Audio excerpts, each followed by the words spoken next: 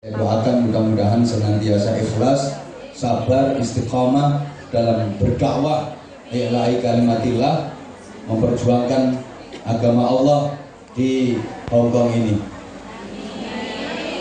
Anak-anakku,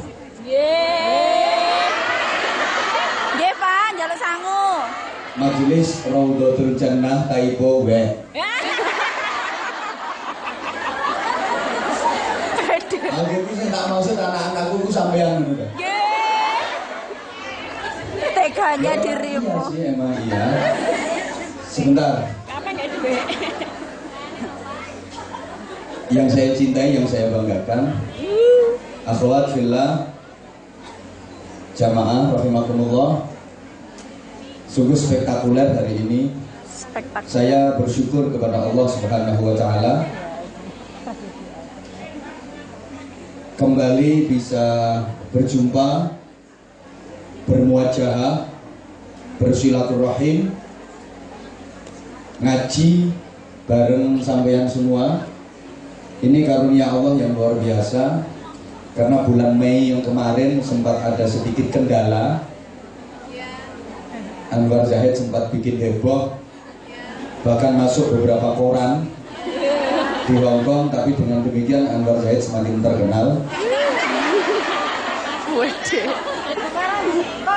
Subhanallah, berpuluh-puluh tanda tangan saya bubuhkan dalam perjanjian itu, dan nama saya mungkin sudah masuk catatan di keimigrasian. Tapi alhamdulillah Allah memberikan pertolongan, memberikan kekuatan, memberikan kasih sayang, sehingga hari ini kita dipertemukan oleh Allah di majelis yang luar biasa dalam suasana yang penuh kebahagiaan. Agak pangling saya, bukan hanya Bu Nuris yang tampil cantik. Wah, mumbul minggu bunda. Langsung. Kalau cantik langsung tonnya.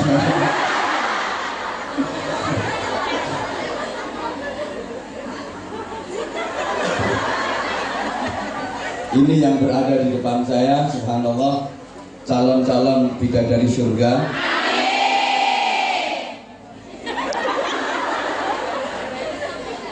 Selama jenengan semangat ngajinya, rajin sholatnya, istiqomah dzikirnya, maka jenenganlah bidadari-bidadari surga itu.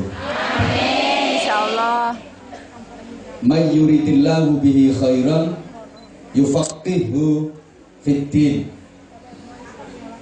Rasulullah menyatakan, siapa yang dikehendaki Allah untuk menjadi orang baik, itu tandanya difahamkan tentang agama.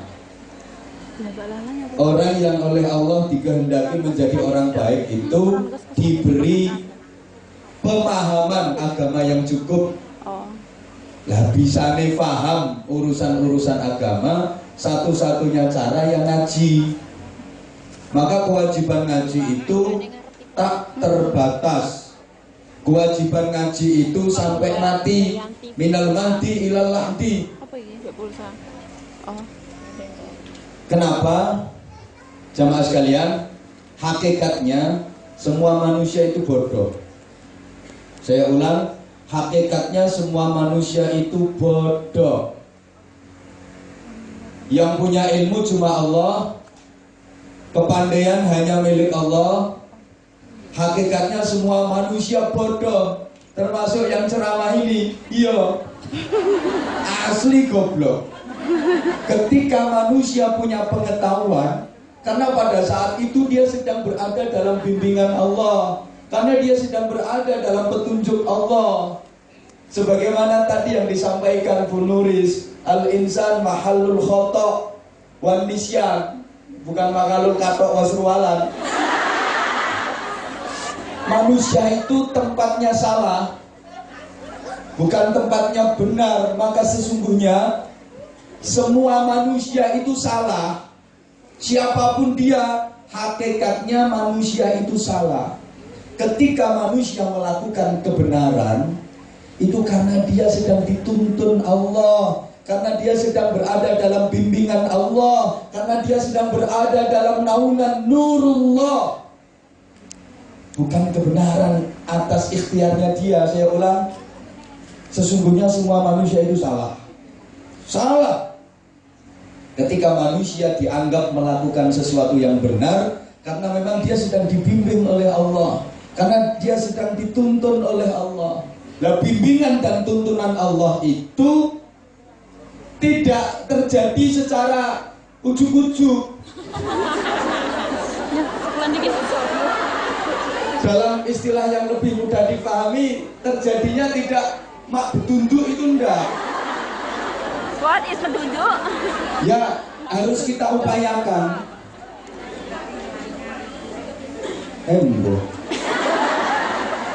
Harus kita upayakan. Artinya agar kita mendapatkan bimbingan Allah, agar kita mendapatkan petunjuk Allah, agar kita berada dalam naungan nurullah, maka kita harus mendekat. Jangan malah menjauh.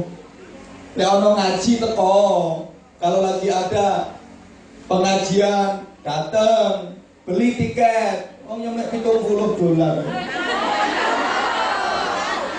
Oh, pemain ming swida 60 kan tiketnya, nah nanti infaknya berkali-kali.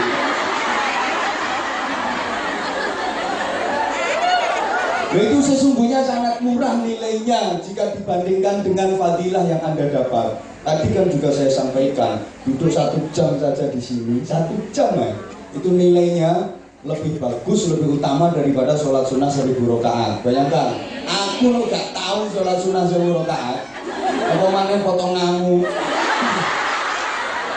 1 jam kok. Coba itu kalau diuangkan berapa nominalnya? Sholat sunnah 1000 rakaat itu.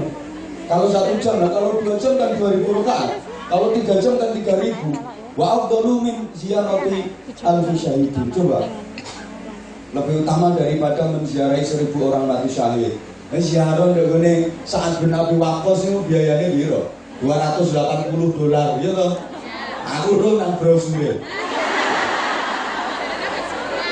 Itu cuma satu orang itu. Lah ini 1000 orang cukup duduk 1 jam. Nah kalau 2 jam kayak 2000 orang mati syahid yang diziarahi. Nggak usah jauh-jauh pergi ke sana 280, cukup 60. Aku gak ngendon-ngendoni, enggak loh. Enggak ngendon-ngendoni. Wa afdalu min ziyarah min iyadati alfi maridin. Lebih utama, lebih bagus, lebih nilai pahalanya daripada menilai 1000 orang sakit. Apa menilai, Pak? Menyambangi itu loh. Menjenguk. Ya, jadi orang itulah mengendangi orang sakit 1000. Coba cukup 1 jam duduk di majelis ilmu kayak gini. Ini majelis ilmu ini merupakan interaksi dalam rangka mentransformasikan. Nah, untuk licik omongannya. Karena luar negeri ya untuk gaya situ. Mentransformasikan pengetahuan ajaran-ajaran agama Islam untuk kita jadikan pedoman dalam hidup dan kehidupan ini, dengan harapan semakin rajin ngaji, keilmuan dan pengetahuan kita akan bertambah. Dan dengan bertambahnya ilmu pengetahuan itu, kita berharap agar ke depan tata cara hidup kita, mulai dari urusan ibadah pribadi, berkeluarga, bermasyarakat, bernegara, akan menuju ke arah yang lebih cocok dengan tuntunan Allah dan Rasulullah SAW. Karena hanya dengan itu, mengikuti tuntunan Allah dan Rasulullah, kita akan dapat meraih kebahagiaan dan kesejahteraan hidup di dunia ini. Juga kita akan meraih kebahagiaan hidup di akhirat nanti. Ini senada dengan doa yang sering kita panjatkan, doa yang sering kita baca, yang oleh kebanyakan orang disebut sebagai doa sabu jagat. Entah siapa itu yang mengawiti. Mengawiti bisa menengok. Memulai, Pak. Mengawiti, menamai doa itu dengan doa sapu jagat. Ya mungkin karena itu doa mencakup semuanya sampai dikatakan sapu jagat. Nah aku ngarani ya termasuk sapu akhirat. Kan doanya Rabbana atina fid dunya hasanah wa fil akhirati hasanah wa qina adzabannar. Bagaimana agar supaya kita mendapatkan hasanah fid dunya dan hasanah fil akhirah serta terbebas dari siksa api neraka. Bukankah itu target utama kita hidup di dunia ini? Sekalipun sama-sama hasanah, tapi kualitasnya hasanah di dunia dengan kualitasnya hasanah di akhirat tentu berbeda. Sekalipun sama-sama kebaikan yang kita minta, tapi nilai kebaikan di dunia tentu berbeda dengan nilai kebaikan yang di akhirat. Setidaknya doa ini mengajarkan kepada kita memohon kepada Allah itu jangan mohon apa yang kita inginkan, tapi mohonlah kebaikan dunia akhirat. Kenapa? Kalau mohon apa yang kita inginkan, boleh jadi dikabulkan oleh Allah dan boleh jadi keinginan kita itu terpenuhi, tapi yang kita inginkan dan dipenuhi Allah itu belum tentu jadi kebaikan buat kita.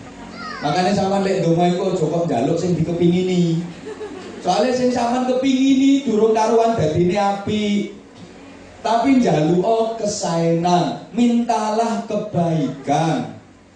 Berdoa ke Allah begitu, ya Allah berikan aku kebaikan di dunia. Apa ya urusan apa saja minta yang baik.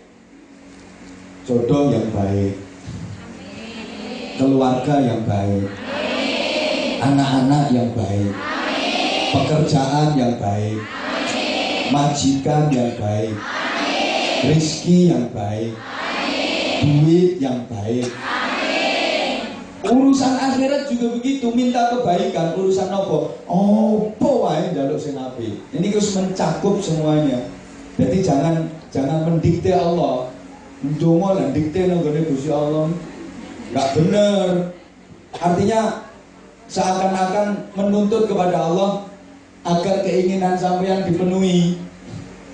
Karena mohon maaf, apa yang sampean inginkan belum tentu itu jadi kebaikan. Kalau saya sering mencontohkan itu, banyak orang yang kepingin jadi anggota DPR. Kalau lagi di Indonesia tuh loh, lagi musim kampanye, Masya Allah, panggung-panggung ibu calon-calon, saudara.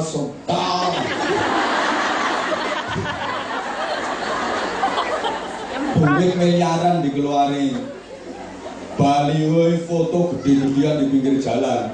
Aku rusak mono gede, sampai foto dipasang di pinggir jembatan. Jadi dia rela jadi penunggu jembatan. Yang paling kasihan itu pohon yang nggak salah itu dipakoni, ya Allah ya Karim. Sampai demit-demit penunggu pohon itu lari terbirit-birit karena pohonnya sudah ada yang nungguin. Itu saking kepinginnya terpilih jadi anggota legislatif, jadi DPR. Padahal sebenarnya pasang baliho, pasang foto di mana-mana itu biayanya juga banyak dan itu belum tentu manjur, belum tentu angkuh. Kalau saya kasih saran, masang baliho itu jangan di tepi jalan, di pinggir jembatan, di pohon, jangan. Masang baliho itu di hatinya rakyat. Yo gratis tanpa biaya dan itu lebih ampuh. Makanya ya seperti itu, bikin pengajian, termasuk nih Hongkong sendiri sini, masang baliho itu di hatinya jamaah. Meskipun diwedari wis tiap saat itu diupload nang Facebook, hadirilah ini diupload. Tapi kalau nggak menarik di hatinya jamaah, yo males lah tuku tiketnya. Lu disponsorno sampai entek HP ini.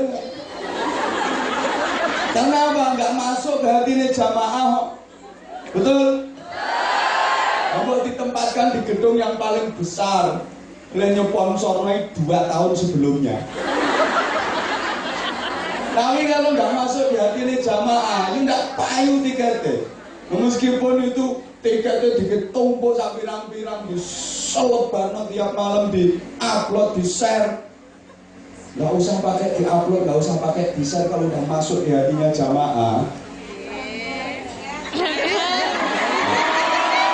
Siapa ngomong contohnya Anwar Zahid? Aku nggak ngomong kayak gitu. Makanya Bu Nuris tadi lah nyepon sono yang nggak punya FB, yang nggak kenal dunia maya, yang nggak kenal macam-macam, asli ini harus ngarani kiai desa ngono to.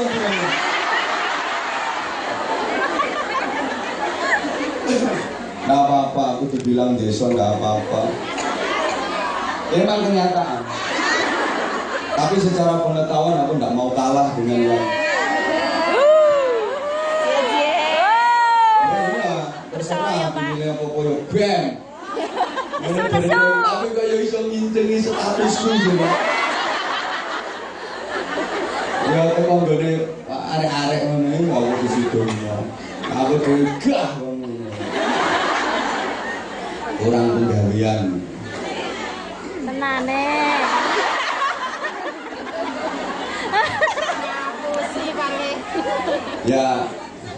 Yo.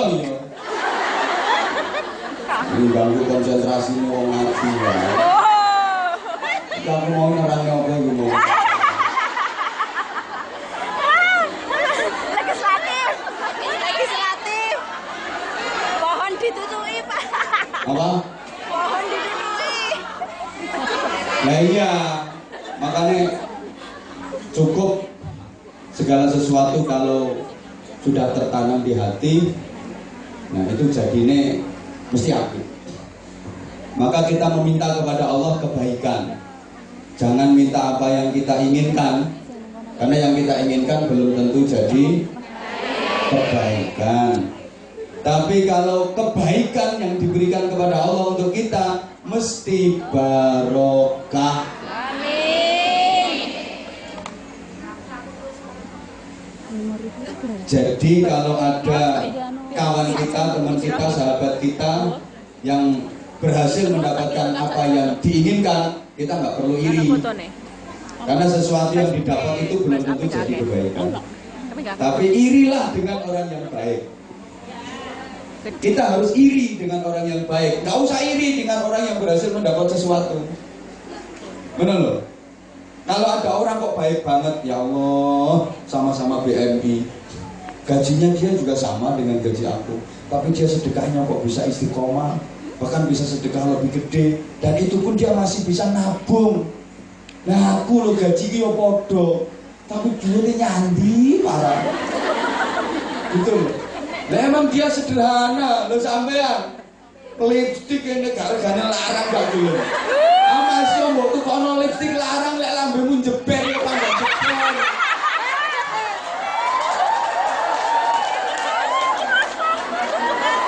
Gaji lho nek petake 300. Kan tambahan 100. Saiki mundak 100.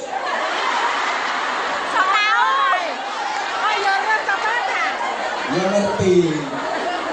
Gaji lho petake 200, saiki petake 300. Dadi kubehan ning regane 2700. Masih mbok kei BH sing luwarang wis panggah ngono kuwi.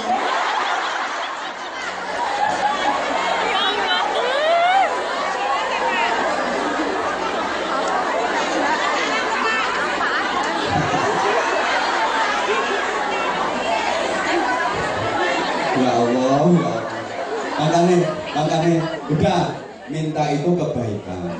Jangan minta apa yang diinginkan. Ya Allah, berikan aku jodoh yang terbaik. Selesai. Nggak boleh. Ya Allah, berikan aku jodoh seperti Anwar Zahid.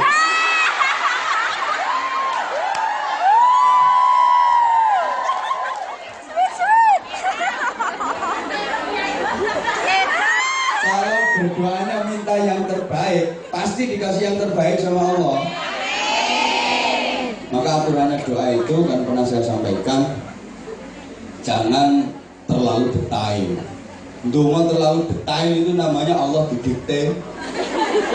Allah itu udah tahu yang terbaik buat kalian, buat sampean. Maka jangan terlalu mendikte Allah. Ya Allah, minta jodoh ya Allah, yang kaya raya ya Allah, yang warisannya banyak ya Allah, yang hidupnya tinggal seminggu ya Allah.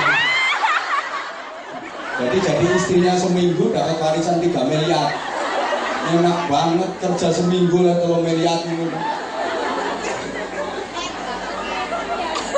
Nah aku kalau kasih saran ke teman-teman juga gitu, harus berdoa minta yang terbaik sama Allah.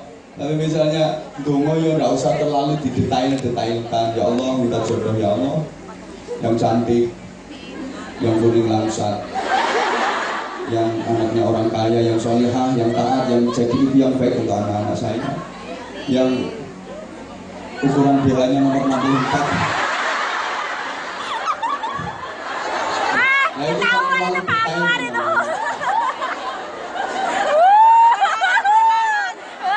Allah kok didetail. Ya Allah, aku cinta banget sama dia ya Allah. Ya Allah, aku nggak bisa hidup tanpa dia ya Allah. Kalau emang dia jodohku, dekatkan ya Allah. Kalau emang bukan jodohku, jodohin dong. Gusti Allah kok diatur. Tapi ya harus diungkapkan, jangan terlalu simpel. Dongo terlalu singkat itu ya nggak bener.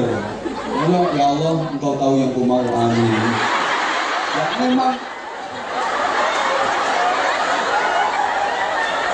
Emang Allah tahu yang kita mau. Emang Allah tahu yang kita mau. Tapi sebutin. Ya Allah, Engkau tahu yang ku mau, amin.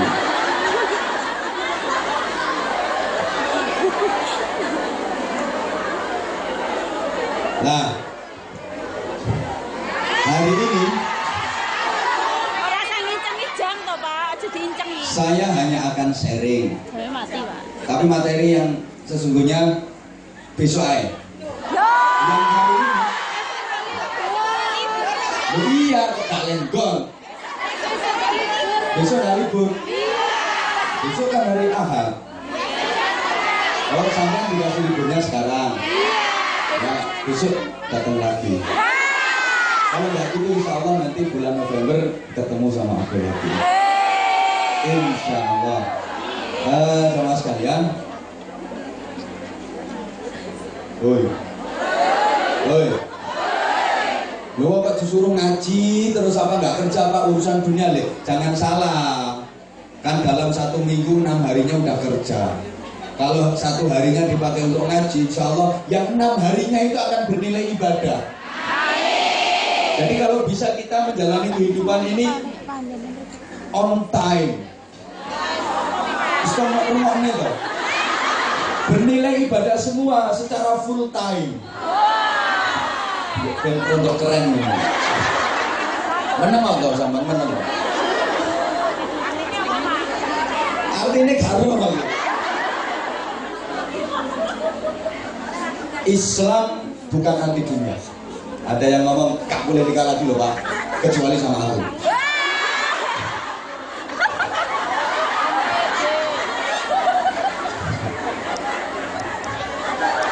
Rumah toh, memang ada prinsip begini. Bojo siji aji, bojo loro, bojo telu ngelu, bojo papat mencepat. Tapi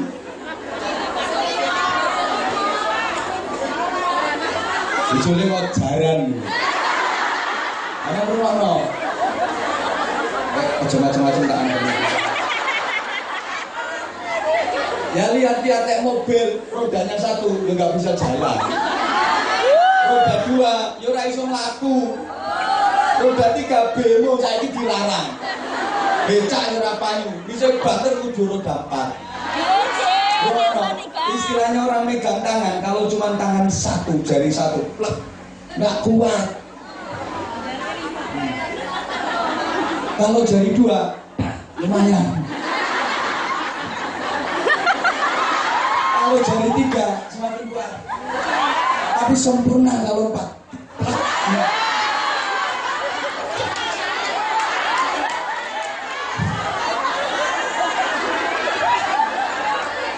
Ya seru banget loh. Udah nggak bahas itu. sensitif tau. Aku tuh sadar banget urusan poligami bukan untuk dibahas, tapi untuk dilaksanakan.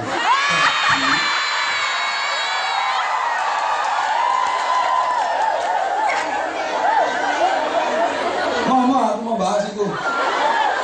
Oh, gak, rumah. Islam bukan anti dunia. Enggak.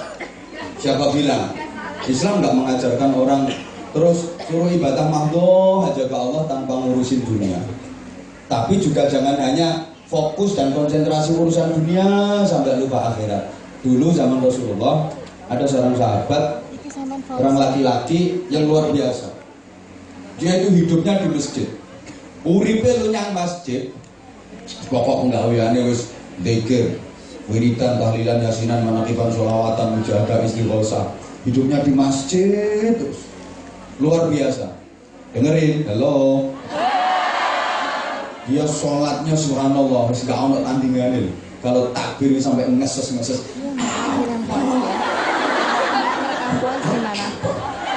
Mungkin lah bacanya pas ya.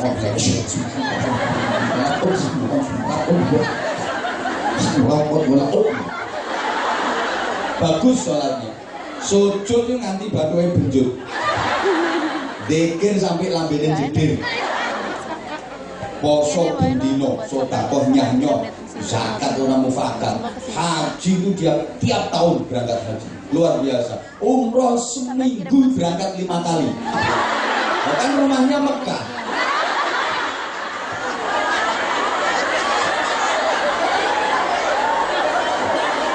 Ayo coba bantah.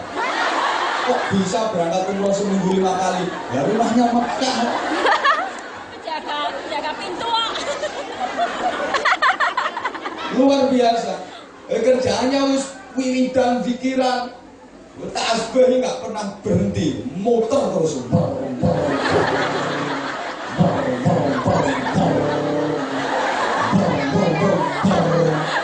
Tahu yang diwati sunyati.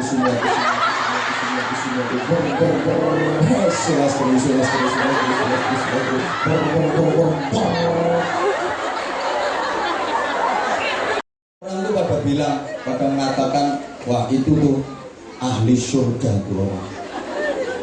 Ahli surga yang masih berada di dunia itu dia tuh, yang omah-omah masjid nggak pulang-pulang dari masjid. Emang orang Arab tradisinya kayak gitu, beda dengan orang kita. Kalau orang kita itu ada orang tua rajin ke masjid, komennya masih kerasa Arab mati ya.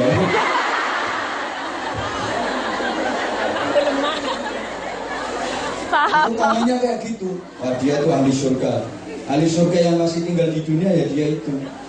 Dan berita itu santer terdengar sampai kepada Rasulullah SAW. Mendengar berita itu Rasulullah langsung komen. Komennya Nabi beda karo komenmu. Komennya gini, orang-orang kok pada ribet, ada berita heboh katanya ada ahli surga yang masih tinggal di dunia, itu siapa yang dimaksud? Itu loh. Itu Rasulullah ada orang hidupnya itu selalu di masjid. Dia nggak pernah mikirin urusan dunia sama sekali. Ibadah terus di masjid terus. Iktikaf setiap saat. Kalau malam pasti qiyamul lail. Luar biasa di masjid terus hidupnya. Terus Rasulullah tanya lagi. Lah dia kerjaannya apa? Nggak kerja Rasulullah. Dia nggak kerja, nggak ngurusin kerja, dia nggak ngurusin dunia. Cuman akhirat aja yang dia pikir. Cuman akhirat aja yang ada dalam pikiran dan hatinya. Terus Rasulullah bertanya lagi, dia makan dari mana? Ibunya. Ya dikasih orang-orang itu. Kadang dikirim sama keluarganya, kadang dikasih orang-orang itu. Jadi dia makannya itu ya menjaga itu.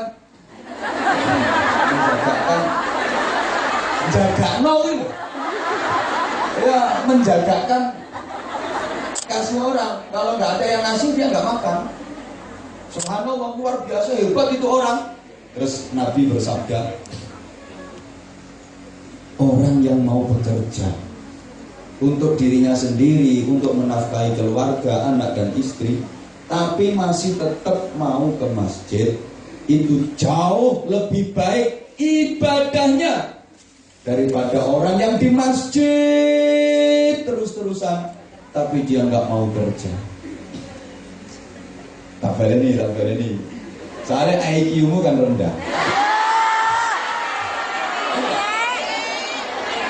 Kalau nggak diulang nggak paham. Loh, nggak usah tersinggung dong. Kalau IQ tinggi, maksud jadi babu.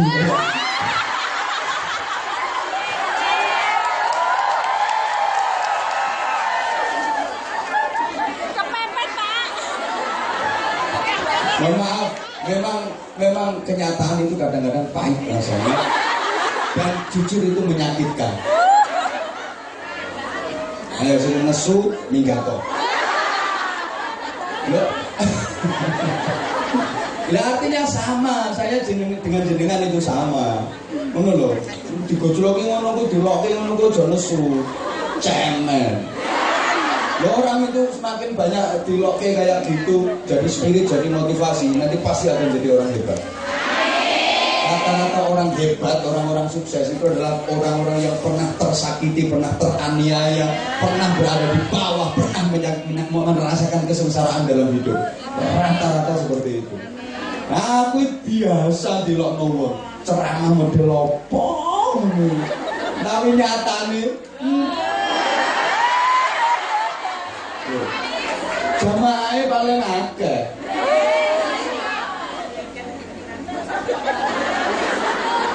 Bilangin kok. Kenapa? Ya aku sering dilokke wong ngono. Makanya jenengan ojo nesu lek tak lono ngono. Saya ulang, jadi saya nyampaikan apa tadi? IQ rendah. Hah?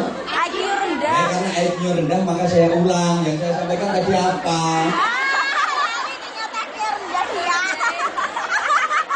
Oh, Lucu tuh tengok Pak. Ternyata pelupa.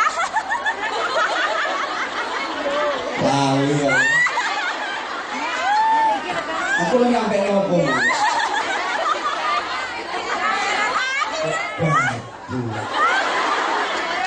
Ini Kalau yang namanya wis. sabda Rasulullah mengenai urusan dunia akhirat tadi. Kata Rasulullah begini.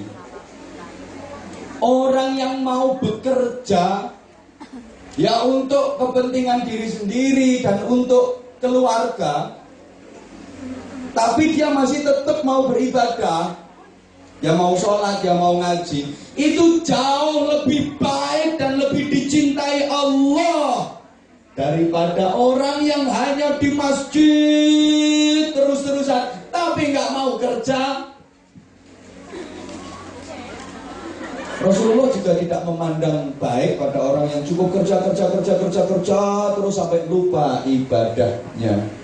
Sehingga Nabi bersabda, "Laisa bi khiyarikum man taraka dunya lil akhirah wa taraka al akhirata lid dunya, walakin man yusibuhuma." Kok mantuk-mantuki ngerti artinya kan? Mantuk yang enggak lah. Masa yang dihadapin orang semanis ini sampai ngantuk? Bukanlah. Bapak ngomong kecap nomor 1. Ngomong kecap nomor 1 duduknya paling depan. Coba tak suruh pindah ke belakang ya. Mesti nyesel seumur-umurnya. Oh. Tidaklah sebaik-baik kalian itu orang yang meninggalkan dunia untuk kepentingan akhirat. Jadi demi mendapatkan kebahagiaan hidup di akhirat sampai nggak mau ngurusin dunia sama sekali. Dah nggak kerjaan, dah nggak duit-duitan. Pokoknya ngaji, pokoknya zikir, pokoknya sholawat. Wis pokoknya ibadah, sholat, wiridan, zikir, sholawat, sholat, wiridan, zikir, sholawat. Udah nggak mau kerja. Itu bukan orang yang baik. Tapi Rasulullah juga tidak memandang dan menilai baik orang yang hanya kerja sampai ibadahnya dilupakan. Allahumma sholli ala Muhammad. Akan tetapi yang terbaik adalah dunianya dapat, akhirat juga dapat. Yang amin mungkin sebagian juga hari ini lagi dapat.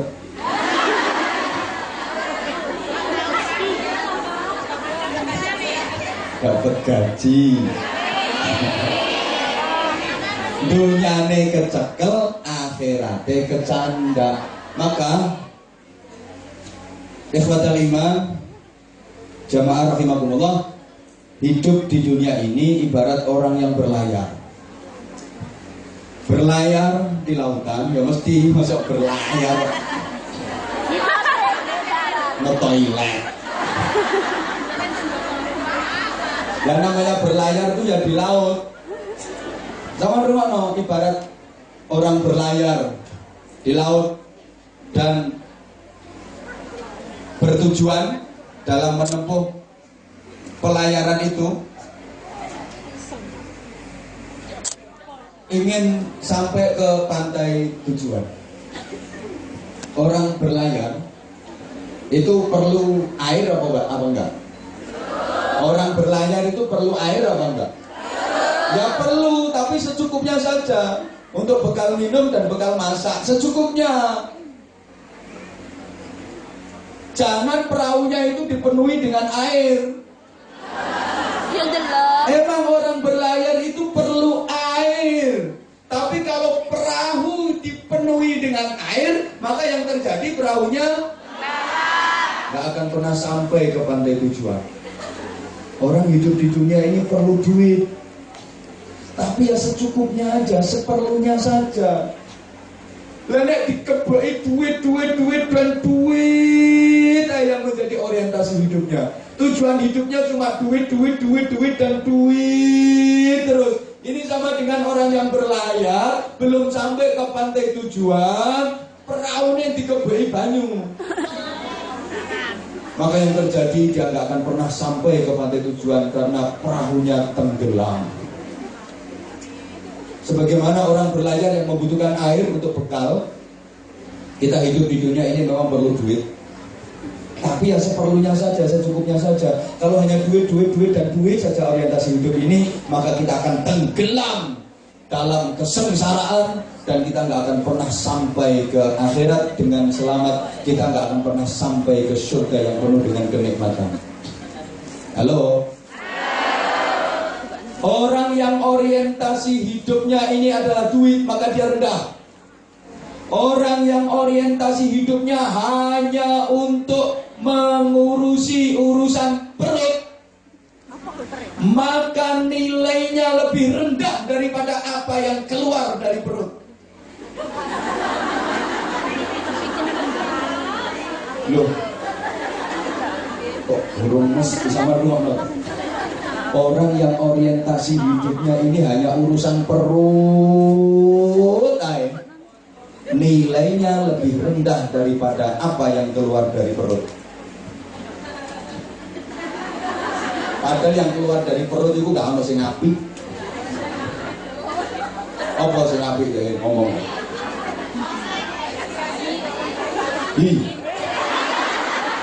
Ya gitu.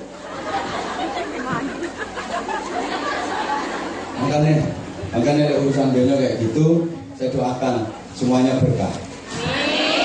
Allah mengajarkan doa, Rabbi anzilni munzalan mubaraka wa anta khairul munzilin.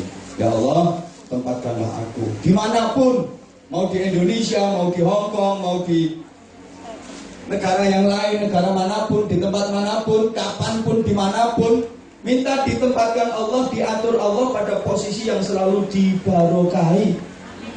Barokah itu ziyadatul khair, bertambahnya kebaikan, selalu bertambah dan bertambah nilai kebaikannya. Rizkinya bertambah, kesehatannya bertambah, ibadahnya bertambah, wiridannya bertambah, baca Qur'annya bertambah, pengorbanan dalam agamanya juga bertambah. Hidup semakin lama harus semakin bermakna. To be excellent. Asem ya. Aku kadang dicapiin bisa gara-gara ini loh. Gak kenal Twitter, gak kenal Facebook, gak kenal WhatsApp, gak kenal BBM, tapi kok iso ngincengi statusku. Awak dene sambat diuber jamaah getun aku ngupload Anwar Zahid. Betul, itu ya roh aku.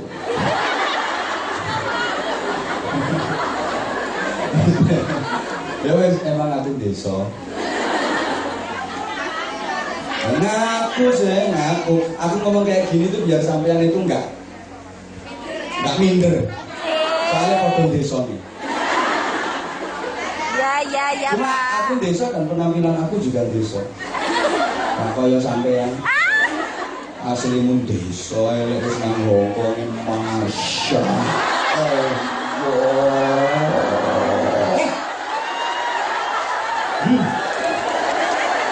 Alis itu dicabuti. Nah, terus di model kayak setangnya sepeda motor.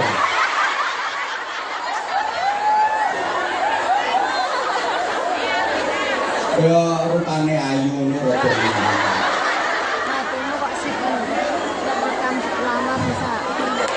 udah, mohon maaf. Jadi Nanti kirim ke aku ya.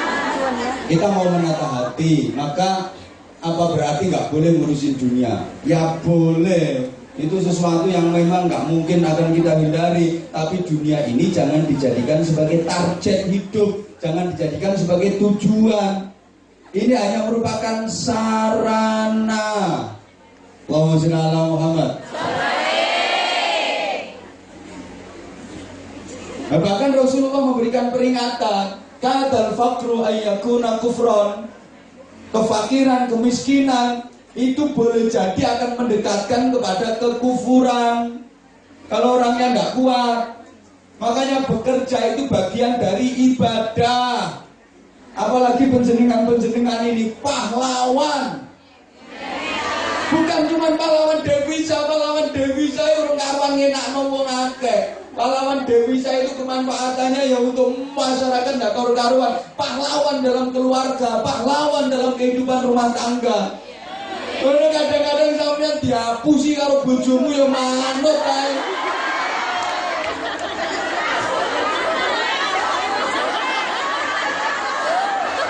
Sampeyan itu diajar di kongan kerja, terus duit dikirim ke bojomu. Pecel di lanangan model ini. Yang ngomong terus terang, tak rambut aja. Bojomu tak rambutnya maksudnya. Gemblengnya, orang-orang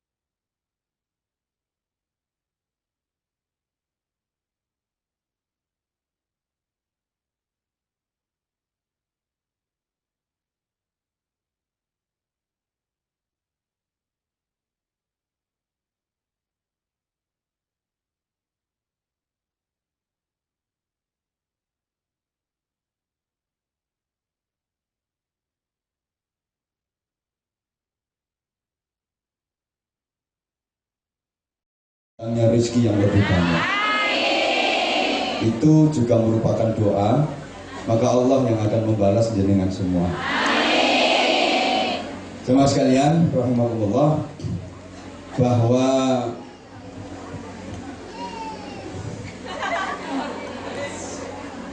tugas kita hidup di dunia ini memang untuk menjadi orang yang baik. Hal jazaul ihsan illal ihsan. Tidak ada balasan kebaikan itu kecuali kebaikan pula. Artinya, kalau kita ingin mendapatkan kebaikan, maka kita harus melakukan kebaikan dulu. Halo, masih hidup? Apa buktinya kalau masih hidup? Kalau kita ingin mendapatkan kebaikan, maka kita harus lebih dulu melakukan kebaikan itu. Artinya kita harus memulai. Halo. Kalau kita ingin diperlakukan teman kita dengan baik, caranya gampang. Perlakukan teman kita dengan baik dulu. Asal kita mau memperlakukan teman kita dengan baik, maka teman itu juga akan memperlakukan kita dengan baik. Kalau dalam hubungan suami istri, mohon maaf, kalau jenengan sebagai istri kepingin suamimu luar biasa, jenengan juga harus luar biasa dulu sama suami. Asal jenengan luar biasa sama suami, dijamin suami akan lebih luar biasa daripada jenengan. Kadang-kadang kenapa sih mohon maaf, ketika lagi di rumah suami kok nggak betah di rumah, malah lebih betah di warung. Sorry, emang keadaannya beda, edisi beda, servisnya beda. Oh, perempuan sekarang itu mohon maaf ya, lebih mementingkan suami orang daripada suaminya sendiri. Lebih mementingkan laki-laki orang daripada laki-lakinya sendiri. Mohon maaf, kalau mau ketemu sama laki-laki lain, make up-nya nggak cukup 1 jam. Dandan ya Allah.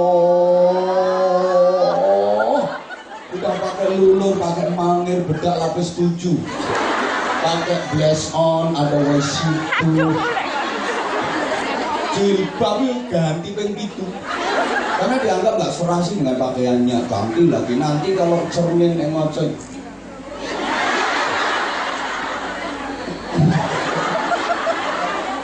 Masya Allah, baju yang terbaik, yang paling bagus, yang paling mahal, minyak wangi, botol parfum, botol disemprotin sudah.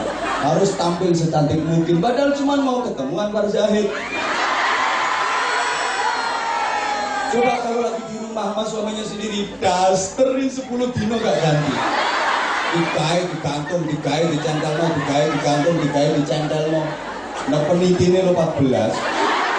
Anjir bokong bedah 2 kilan. Ya Allah ya Allah. Dikipatnya wahid-wahid. Begitu modelnya. Aku gak percaya lah sama di depan suami tampilnya cantik-cantik kayak gini terus. Harus itu apa nih potongannya?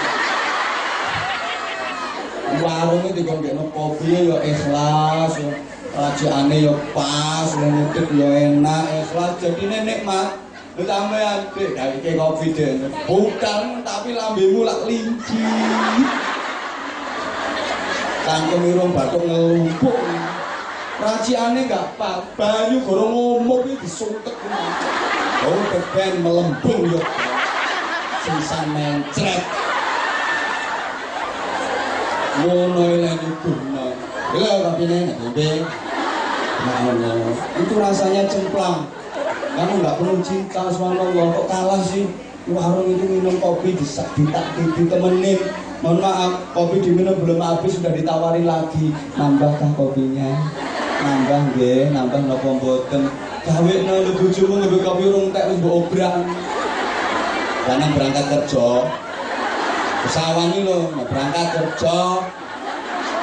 Sik kabeh karo sak seruputan aja sak sik ae. Ya Allah. Cepet nanti tutup. Subhanallah. Jangan kayak gitulah. Buktikan kalau jenengan itu istri yang baik. Mana oke? Kapan besok ya tak gembleng masalah itu. Sekarang sudah jam 3:30. Jam 4 loh Pak. Yo yo. Terlebih nggih. Oke. Kita sekarang ini sering saya sampaikan menghadapi 3 global. Oke. Global stres, global kompetitif, tapi insya Allah dengan semua yang hadir di sini global sukses. Global stres, sekarang mulai banyak orang yang stres, kena masalah dikit aja stres. Gejala itu diantaranya susah tidur. Harus ngurusi pengajian ora iso turu stres. Oh iya, mau ngurusin event pengajian itu stres, nggak bisa tidur. Santrine Jawa iki bathi apa rugi?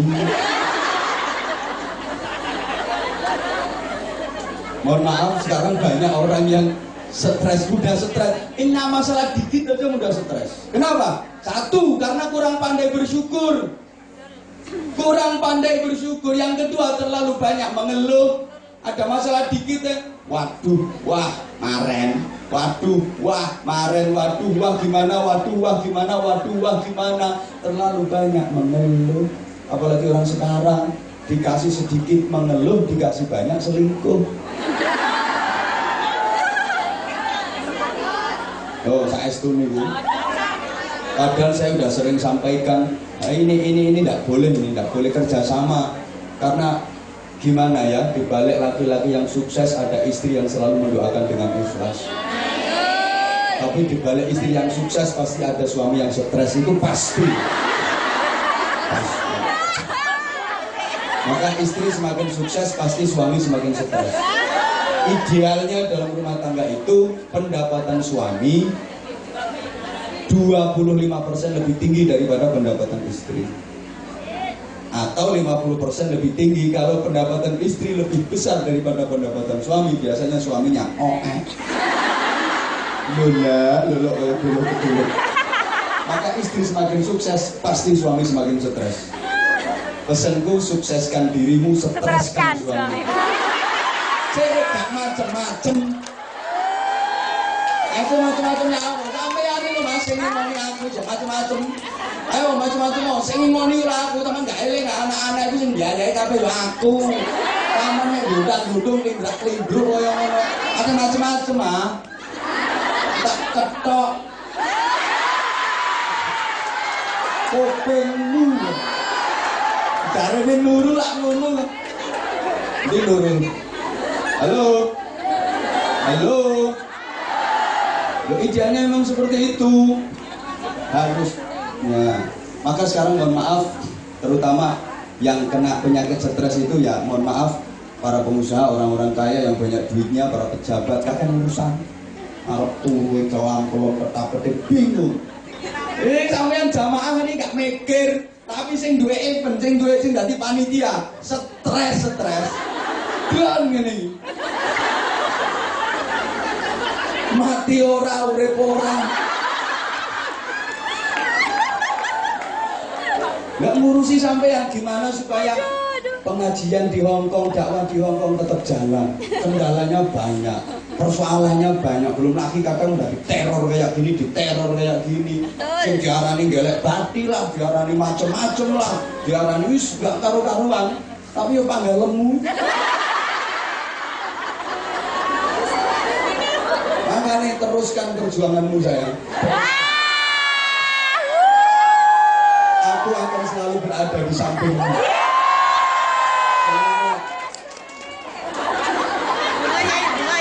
Berjuang kok. Gak ngurus dilokno wong biasa, wong gak seneng. Biasa ngapain? Anggap angin lalu sayang.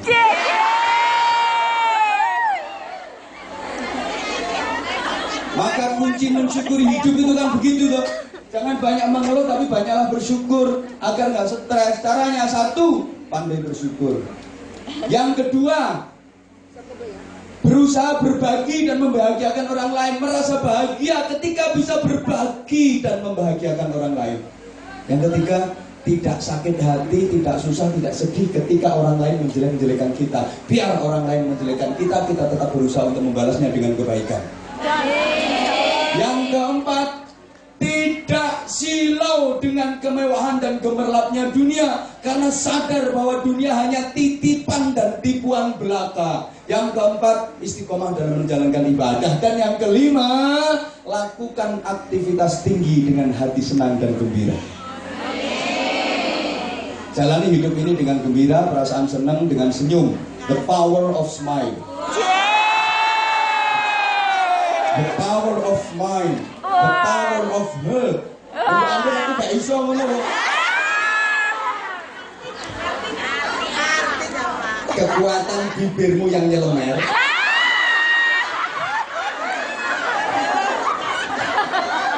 Kekuatan senyum ini luar biasa. Jalani hidup dengan senyum-senyum ini mempunyai 4 kekuatan paling tidak. 1, rungokke. Senyum itu bukti bersyukur. Orang kalau bersyukur itu mesti senyum. Bersyukur, alhamdulillah ya Allah, alhamdulillah. Bukti bersyukur. Yang kedua, optimis. Orang kalau hidupnya optimis itu banyak senyum. Orang senyum itu optimis, menatap masa depan yang gemilang, menatap masa depan yang penuh harapan. Orang yang sukses itu adalah orang-orang yang optimis. Tapi orang kalau menjalani hidup ini dengan pesimis, pasti gagal. Karena orang pesimis itu adalah orang yang sudah mengubur sebelah kakinya sebelum melangkah. Marah melangkah kok sikile dikubur sisih. Marah jangka kok sikile dipendem sisih. Durung apa-apa mesti gagal. Mesti gagal. Wong aku arep ngelamar Anwar Zahid. Mesti ditolak itu, mesti ditolak. Pesimis itu. Pantang menyerah. Halo. Halo. Halo. Ngomong. Aku pan ngomong dulu. Ngelamar ngaji lho, ngelamar ngaji. Paham sampean? Pemane nang Jawa nang Indonesia antrene 3 tahun. Jajal lewat bumuri saya. Itu soalnya di jinak itu. Ini sekadar sing ngomong bumuri sing iso paling coba nang. Hubungi Pak Iksan, hubungi asistennya kapok. Pokoknya yang kedua, senyum itu pertama bukti bersyukur. Kedua, optimis. Yang ketiga, bernilai sedekah. Bukankah tabassum fi wajhi akhika sedekahun, senyummu kepada saudaramu bernilai sedekah. Geton aku tiwas 50 dolar tak cemplungno. Aduh, serban liwat.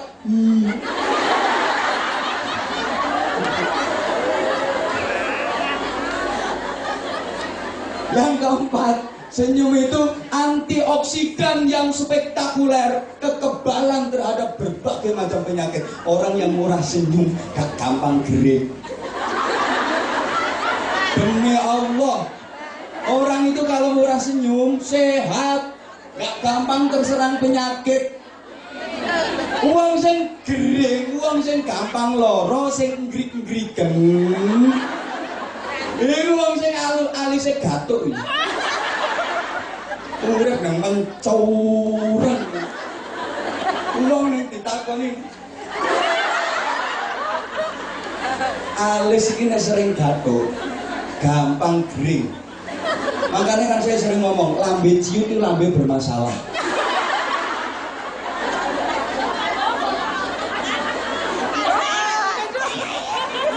Lambe ciut itu lambe bermasalah.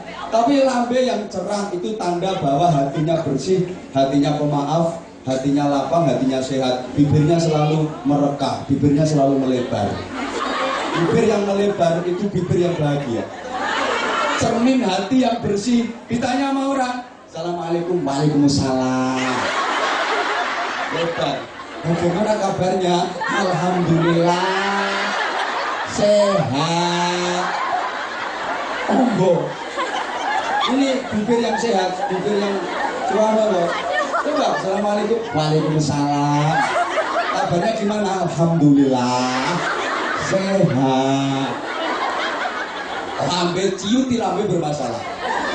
Nah, gimana kabarnya? Kamu